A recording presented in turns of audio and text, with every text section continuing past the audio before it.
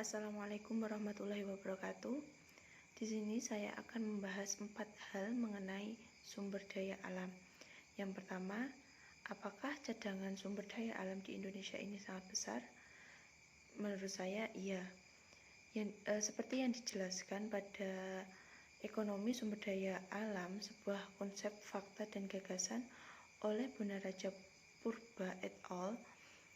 Di sini dijelaskan pada awal kemerdekaan ada sebuah sumber daya alam berupa pasir besi yang berada di Jawa Tengah.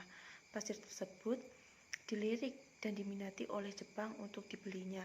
Namun dari Indonesia tersebut pasir ini belum memiliki nilai ekonomisnya karena pasir tersebut sebelumnya sebagai bahan bangunan. Maka dari itu pasir tersebut dipertimbangkan persediaannya oleh Indonesia. Menurut buku Ekonomi Sumber Daya Alam, sebuah konsep, fakta, dan gagasan, tadi sudah dijelaskan bahwasannya sumber daya alam di Indonesia ini dipertimbangkan persediaannya. Menurut saya itu perlu karena penduduk Indonesia kan banyak dan memiliki kebutuhan yang beragam juga. Apakah sumber daya alam Indonesia ini patut diekspor keluar? Mestinya kan tidak, karena kebutuhan kita akan sumber daya alam ini tidak akan pernah habis. Kita selalu membutuhkan sumber daya alam di Indonesia ini. Kadang kita yang sudah melimpah ruah akan sumber daya alam masih ingin mengimpor barang dari luar negeri. Contohnya pada tahun sekarang ini diisukan Indonesia akan mengimpor beras dan gula, padahal sumber daya di bidang pertanian ini sangat melimpah, khususnya di bidang pertanian ini komoditas padi. Mayoritas penduduk kita kan sebagai petani. Kenapa kita tidak memanfaatkan apa yang ada di sumber daya di Indonesia ini? Ngomong-ngomong masalah isu tadi, sumber daya alam di Indonesia dibagi menjadi 3 jenis. Yang pertama ada sumber daya alam yang tidak pernah habis. Sumber daya alam ini tersedia sepanjang waktu yang dimanfaatkan oleh kita, manusia, masyarakat di dunia. Sumber daya alam ini menjadi bagian dari muka bumi yang abadi dan pasti dibutuhkan oleh manusia di dunia ini, yaitu seperti angin, udara, sinar matahari, gelombang laut. Tanpa sinar matahari, kita tidak bisa menjemur baju. Tanpa angin atau udara, kita nggak bisa bernafas. Tanpa gelombang laut, kita tidak bisa mencari mata pencarian nelayan. Nelayan butuh ikan. Sumber daya alam ini dieksploitasi sesuai dengan tingkat kebutuhan kita, kebutuhan manusia di dunia, di mana sumber daya alam ini pada dasarnya bersifat permanen dan tidak dapat diperbarui karena sumber daya alam ini diciptakan oleh Sang Pencipta kita, yaitu Allah Subhanahu wa Ta'ala, yang diberikan pada kita agar kita memanfaatkan sumber daya alam tersebut dengan sebaik-baik mungkin dan menjaga akan apa pemberian Sang Pencipta kita. Kemudian ada sumber daya alam yang dapat diperbarui. Sumber daya alam ini untuk memenuhi tingkat kebutuhan, tingkat kelestarian hidup kita. Contohnya kita menanam ulang pohon yang telah ditebang. Untuk apa kita menanam pohon yang telah ditebang? Kita butuh kelestarian lingkungan, kenyamanan. Jika lingkungan sekitar kita tidak ditanami pohon, kita akan merasa panas, gersang, tidak ada udara segar. Jadinya kita perlu penanaman kembali pohon yang telah ditebang. Kemudian ada sumber daya alam yang dapat diperbarui. Sumber daya alam ini untuk memenuhi tingkat kebutuhan, tingkat kelestarian hidup kita. Contohnya kita menanam ulang pohon yang telah ditebang. Untuk apa kita menanam pohon yang telah ditebang? Kita butuh kelestarian lingkungan, kenyamanan. Jika lingkungan sekitar kita tidak ditanami pohon, kita akan merasa panas, gersang, tidak ada udara segar. Jadinya kita perlu penanaman kembali pohon yang telah ditebang.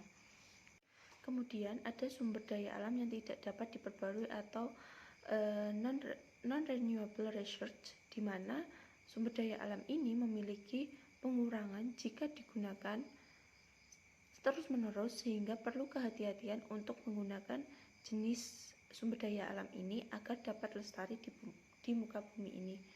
Nah, sumber daya alam tidak dapat diperbarui ini yang disebutkan di buku yang saya jelaskan tadi, Ekonomi Sumber Daya Alam, sebuah konsep, fakta, dan gagasan bahwasannya persediaan sumber daya alam ini dipertimbangkan persediaannya.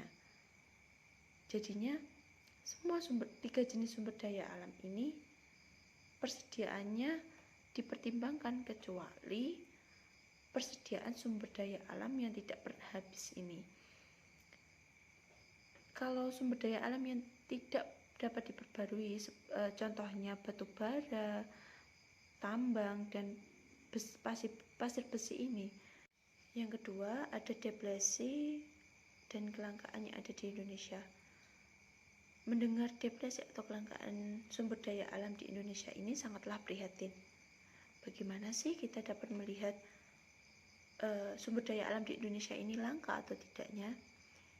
Menurut Suparmoko, dalam melihat langka atau tidaknya sumber daya alam ini dapat dilihat dari harga barang sumber daya alam dan nilai ekonomisnya, atau dapat dilihat melalui satuan biaya produksi barang sumber daya alam, atau juga bisa dilihat melalui elastisitas substitusi.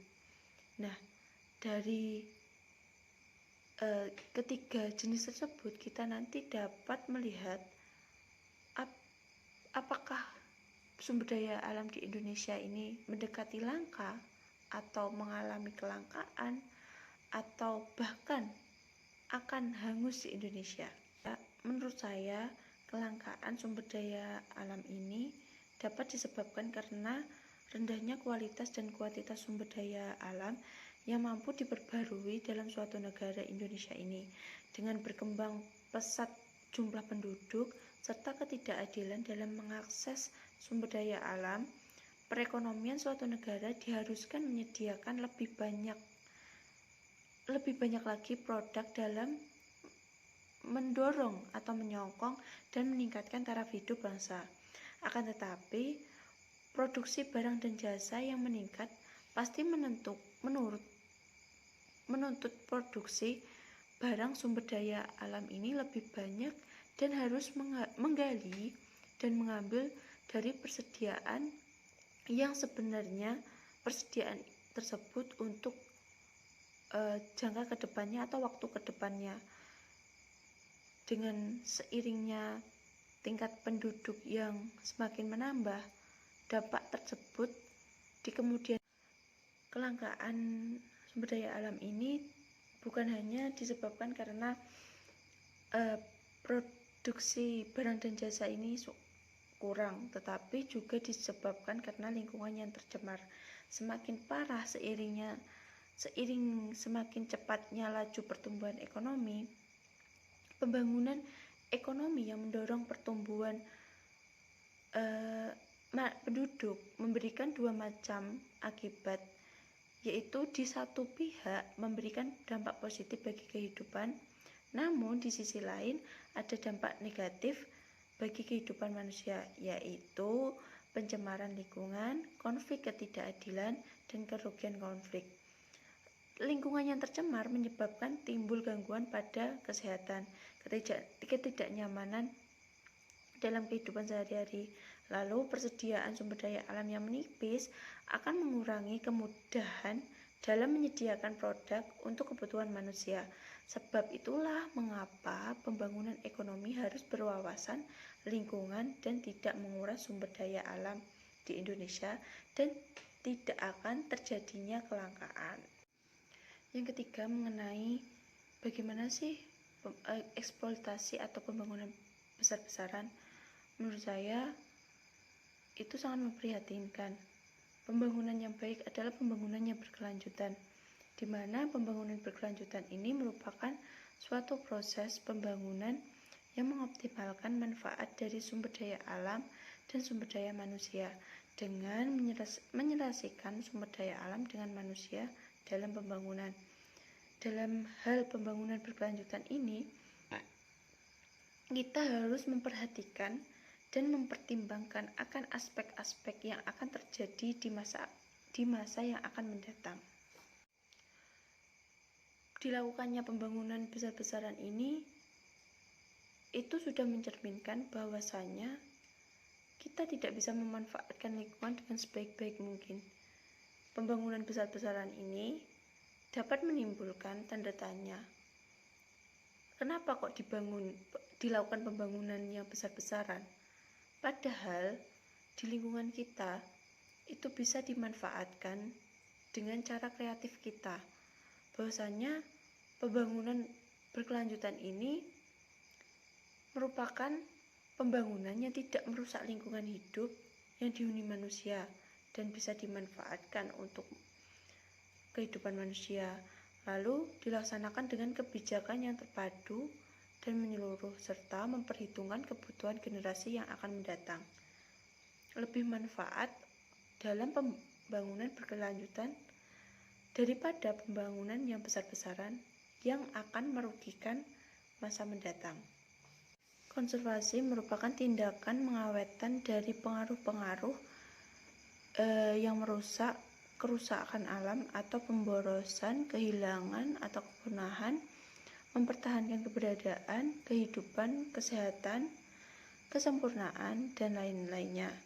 Dan dapat dikatakan bahwa tujuan dari konservasi sumber daya alam adalah mengusahakan terwujudnya kelestarian sumber daya alam serta keseimbangan ekosistemnya sehingga lebih mendukung upaya peningkatan kesejahteraan masyarakat dan untuk kehidupan manusia. Untuk mencapai tujuan itu dapat dilakukan kegiatan utama, yaitu melakukan perlindungan sistem menjaga kehidupan.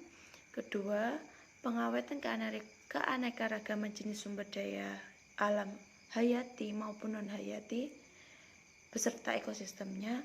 Kemudian, pemanfaatan secara lestari sumber daya alam dan ekosistemnya. Sekian mungkin yang dapat saya sampaikan tentang sumber daya alam. Semoga bermanfaat. Wassalamualaikum warahmatullahi wabarakatuh.